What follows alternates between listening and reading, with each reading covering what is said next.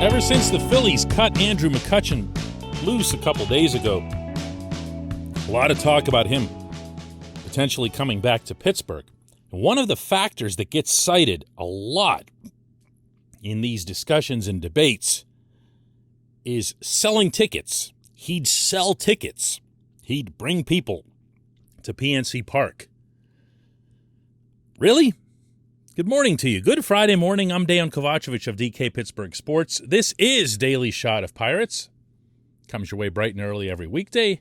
If you're into football and or hockey, I also offer up daily shots of Steelers and Penguins right where you found this. What constitutes selling tickets in Major League Baseball is different than in other sports. It's also by far the most misunderstood.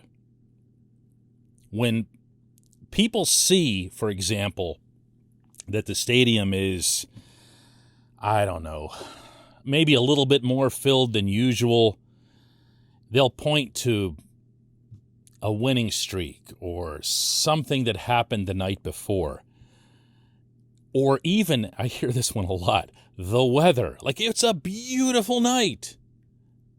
And either where is everybody or this is why everybody came out. As if the weather has an impact. It doesn't. None of that does.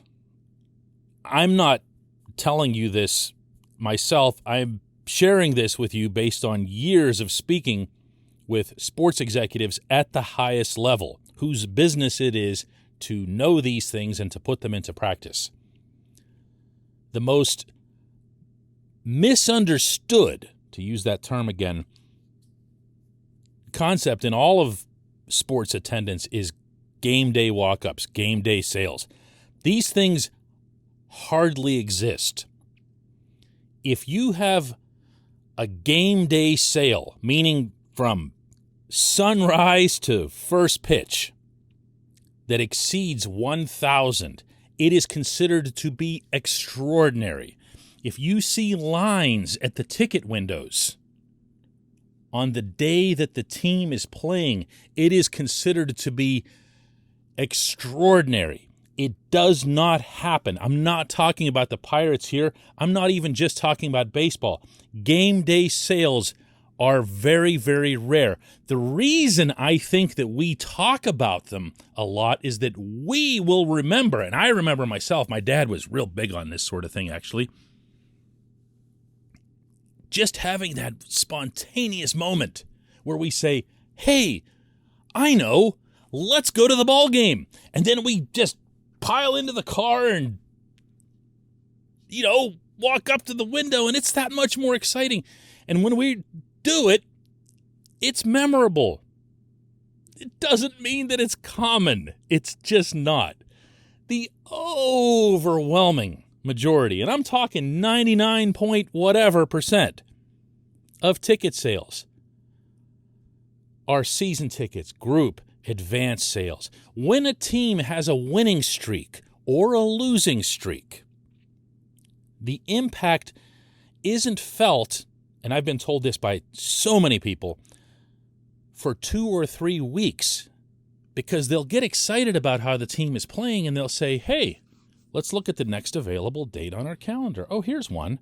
And then they circle that. And it's 2 or 3 weeks away.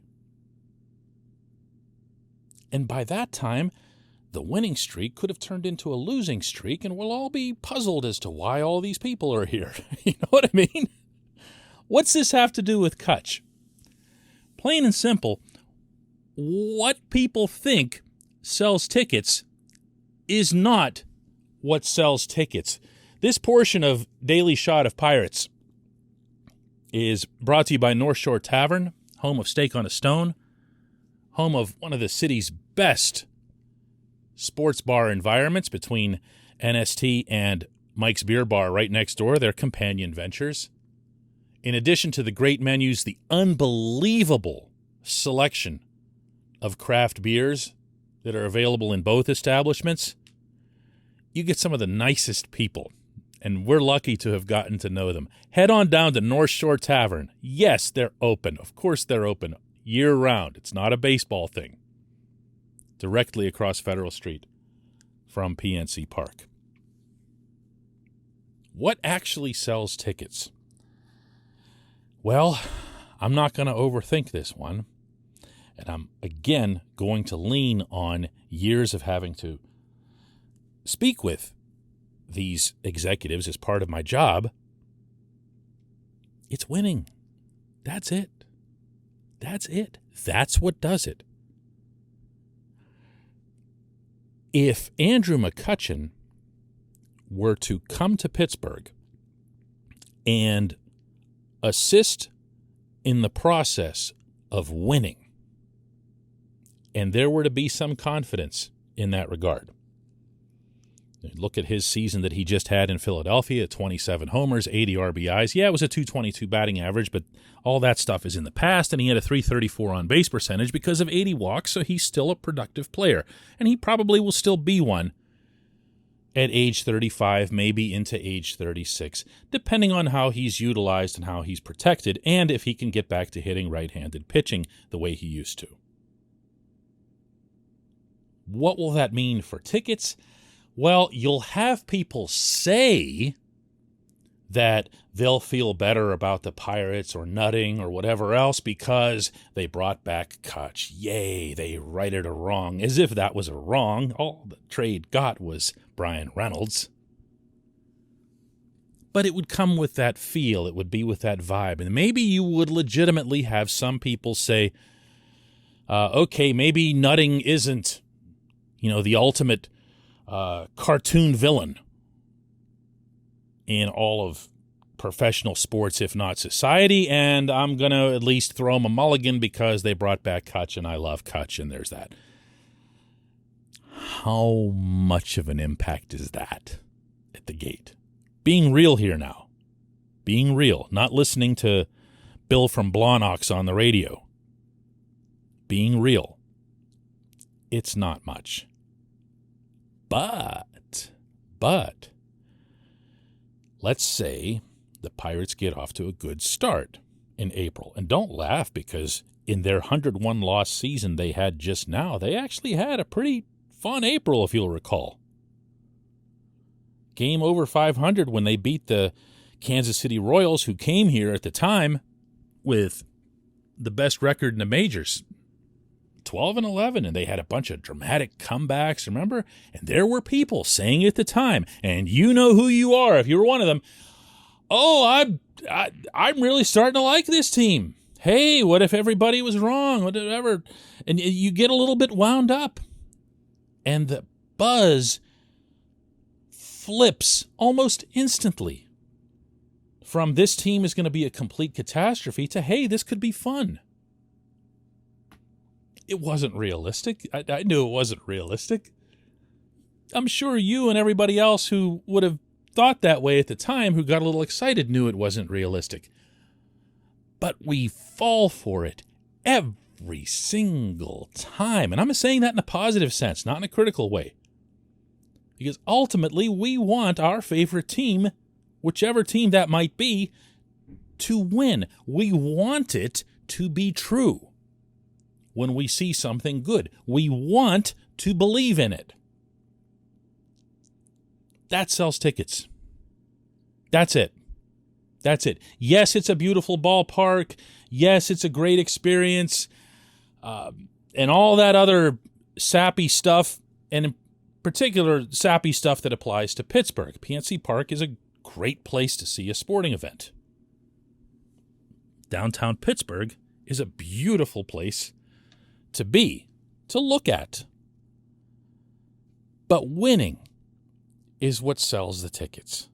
Winning is what does it. So whatever conversation you care to have regarding Kutch, whichever side of the fence you happen to be on, and I have seen, heard, and read all of them over the last 48 hours, just make sure that it's understood that the only way Kutch sells tickets in Pittsburgh is if the Pirates win, and he has something to do with it. That is it, my friends. That is the beginning and the end of that slice of this story. When we come back, just one question.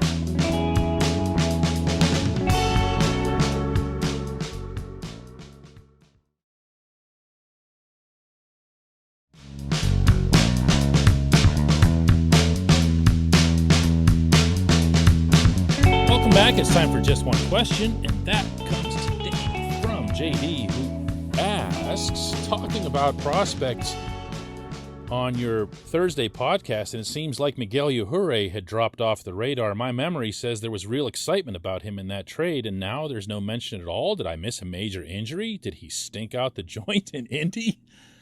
JD, you have come to the wrong place if you're anticipating that there won't be love for Miguel Yajure. I am Team Yajure all the way, and have been that from the day I saw his first live BP session at Pirate City in Bradenton last year.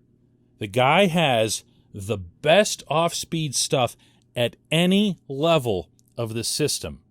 He's a pitcher more than a thrower.